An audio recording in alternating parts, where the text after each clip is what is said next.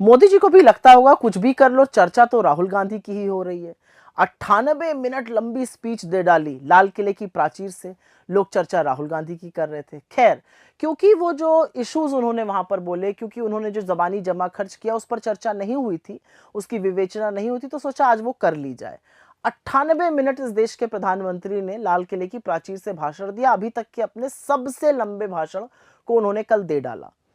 भाषण बेहद उबाऊ था, वही बातें बार बार बार 10 सालों से रिपीट कर रहे हैं, लोग बोर हो चुके हैं। उनके खुद के मंत्री अपने फोन पर शायद रीलें देख रहे थे, वो सब अलग बातें हैं। लेकिन मोदी जी ने 3-4 बातें कुछ ऐसी कही जिस पर जरूर चर्चा होनी चाहिए। उसमें से प्रथम बात है महिला सुरक्षा पर। वो बोले आपको है नैतिक अधिकार महिला सुरक्षा पर बोलने का। हाथरस से लेके उन्नाव, उन्नाव से लेके लखीमपुर, लखीमपुर से लेके शाहजहांपुर, उत्तराखंड, हमारे देश की होनहार बेटियों के पक्ष में आप एक बार नहीं बोले। आप संरक्षण हमेशा अपराधी और आरोपी को देते रहे।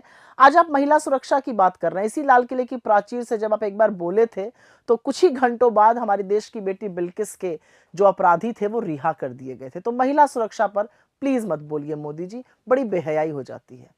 फिर उसके बाद आपने आतंकवाद पर बोला। सबसे पहली बात तो यह है कि आतंकवाद पर गंदी राजनीति मत करिए। लेकिन अब क्योंकि आपने बोल ही दिया तो आपके सामने कुछ आंकड़े रख देती हूं जो कि आपकी सरकार की कलई खोल देगा। पिछले 67 दिनों में जम्मू कश्मीर में 17 आतंकी हमले हुए हैं, जिसमें 18 हमारे जांबाज शहीद हुए हैं और 26 से ज्यादा घायल हुए हैं। करीब 11 नागरिकों ने अपनी जान खोई और 56 से ज्यादा लोग घायल हुए हैं। यह है आपका आंकड़ा। अभी तक जो आतंकी गतिविधियां थी वो कश्मीर में होती थी, अब जम्मू में भी हो रही हैं। तो सुरक्षा का ना ढोंग मत करिए, सुरक्षा के ऊपर गंदी राजनीति मत करिए। यह अलग बात है कि आपके मुंह से इन सब शहादतों पर श्रद्धांजलि का और संवेदना का एक शब्द नहीं निकला। फिर आपने भ्रष्टाचार की बात करी कि मैं भ्रष्टाचार के पीछे पड़ा हूं। अडानी के पीछे कब पड़िएगा? परत दर परत अडानी की जब खुलती है तो आपका संरक्षण और नित नए भ्रष्टाचार के जो कांड है वो सामने आते हैं। अरे जो मुंसिफ था सेबी जो जांच कर रहा था, अब आरोप है कि वो भी अडानी से मिला हुआ था।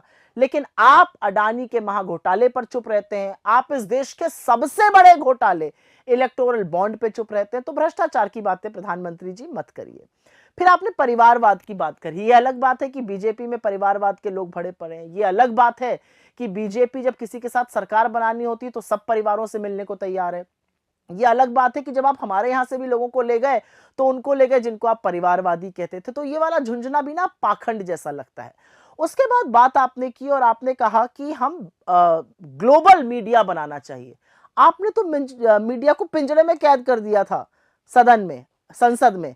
वो तो भला हो राहुल गांधी जी का जिन्होंने मीडिया को पिंजरे से छुड़ाया। आपने तो पिछले 10.5 सालों में एक भी प्रेस कॉन्फ्रेंस नहीं करी। कौन सा ग्लोबल मीडिया बनाने जा रहे हैं? अरे ग्लोबल मीडिया की विश्वसनीयता होती है। ग्लोबल मीडिया गोदी गिद्ध नहीं होते, आपने गोदी गिद्ध बना दिए हैं। ग्लोबल मीडिया की विश्वसनीयता होती है, वो चीजों की परख करता है, समझता है, रिसर्च करता है और फिर बातें करता है। आपके चरण चुंबक तो रोज सुबह शाम आपका चरण वंदन करते हैं और उसी को आप मीडिया बुलाते हैं।